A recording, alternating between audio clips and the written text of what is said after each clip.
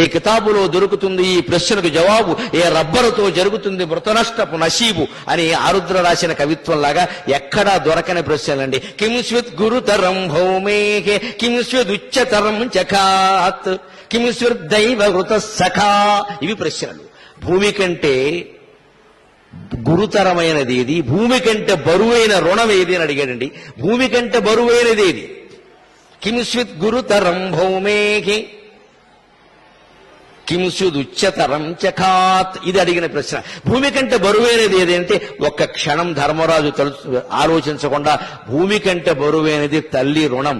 తల్లి రుణం మనం తీర్చుకోలేమని చెప్పాడండి. ఈ భూమండలం రుణాన్నైనా మనం తీర్చుకోగలమేమో కానీ కనిపించినటువంటి తల్లి రుణాన్ని మనం తీర్చుకోలేమన్నాడండి. ఒక్క మానవ జాతి బాగుపడ్డానికి ఒక్క మాట సరిపోదండి. ఏ రుణమైనా మీరు తీర్చుకోగలరు కానీ తల్లి రుణం తీర్చుకోలేరు. ఇంకో ప్రశ్న పైగా కింస్విద్ ఉచ్చతరం చకాత్. ఆకాశము కంటే ఉన్నతమైనది ఏది? వెంటనే రండి పితా ఉచ్చతరశ్చకాత్. తండ్రి ఆకాశము కంటే ఉన్నతుడు అన్నాడండి. ఎందుకు తండ్రి ఉన్నతుడు? భూమి మీద పంటలు పండుతున్నాయంటే కారణం ఆకాశం వర్షిస్తుంది. ఇంట్లో పిల్లలు చదువుకుంటున్నారు, భార్య పిల్లలు 4 మెతుకులు తింటున్నారు, ఆనందంగా ఉంటున్నారు అంటే కారణం మగాడు 4 రకాలు సంపాదిస్తున్నాడమ్మా. ఉద్యోగమో వ్యవసాయమో వ్యాపారమో చేసి ఇవాళ అంటే ఆడవాళ్ళు కూడా ఏదో సంపాదిస్తున్నారు. పూర్వం ఎవరున్నారండి? ఒక మగాడి సంపాదన మొత్తం కుటుంబం అంతా ఉన్నారు, తీసుకున్నారు కదా. మరి అటువంటి భర్త అటువంటి తండ్రి పట్ల ఎంత రుణపడి ఉన్నారు కుటుంబం అంతా. వాడు నానాయాత్ర పడుతున్నాడు, బయటికి వెళ్ళాడు, ఎవరిని అడిగాడో తెలియదు, ఎవడు కాళ్ళు ఎట్టుకున్నాడో తెలియదు, ఎవరిని బెదిరించాడో తెలియదు, ఏం చేశాడో తెలియదు. సాయంత్రానికి 10 రూపాయలు పట్టుకొచ్చి పారైపోతే ఈ పెళ్ళం పిల్లలకి అన్నం ఎలాగా?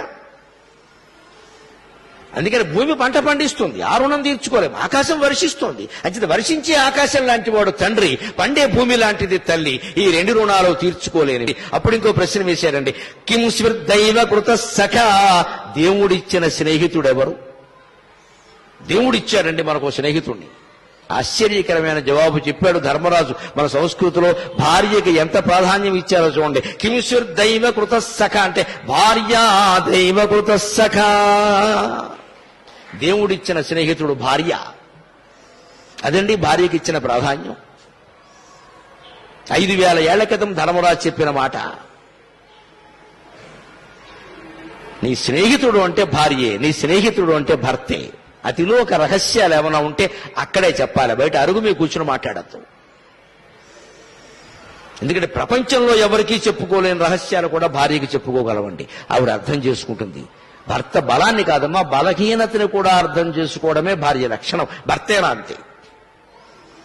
ఇంకో మాట అండి, మనందరికీ మానవత్వపు విలువలు నేర్పడం కోసం ధర్మరాజు చెప్పాడు. కోమోదతే కిమాశ్చర్యం అన్నాడు. జీవితం మొత్తం మీద సుఖంగా ఉండేవాడు ఎవడయ్యా? ధర్మరాజా అన్నాడు. సుఖంగా ఉండేవాడు ఎవడంటే మన దగ్గర రకరకాల సమాధానాలు ఉంటాయి. సంపాదించాల్సిన అవసరం లేకుండా తల్లిదండ్రులు శుభ్రంగా 10 ఎకరాల పొలము, 2 బిల్డింగులు, బంగారం అన్ని ఇచ్చేస్తే కూర్చుని తింటూ ఉంటాడే మా మేనమావలాగా, వాడే సుఖపడతాడంటారు. అది సుఖం కాదు. వీడు తింటే తినచ్చు, ఊళ్ళో వాడు అందరూ తిట్టుకుంటున్నారు వాడిని, బుద్ధి లేనివాడు వీడే. అదేం సుఖం కాదు. ఈ ఆస్తి ఎంతకాలం ఉంటుందో తెలియదు.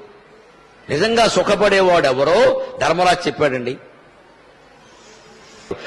అనృణీచ అప్రవాసీచ సవారిచరమోదతే.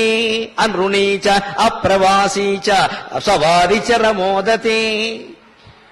రోజు పచ్చడి మెతుకులు తిన్నా పర్వాలేదు, అప్పుడప్పుడు కూర వండుకున్నా పర్వాలేదు, కానీ రుణము లేనివాడు, తరచు ప్రయాణాలు చేయాల్సిన అవసరం లేకుండా కాస్త ఇంట్లో సుఖంగా ఉండగలిగిన వాడు, 4 వేళ్లు నోట్లోకి పోయేవాడు, వాడు జీవితంలో చాలా సుఖంగా ఉంటాడు అన్నాడు. అప్పు లేనివాడే అధిక సంపన్నుడు.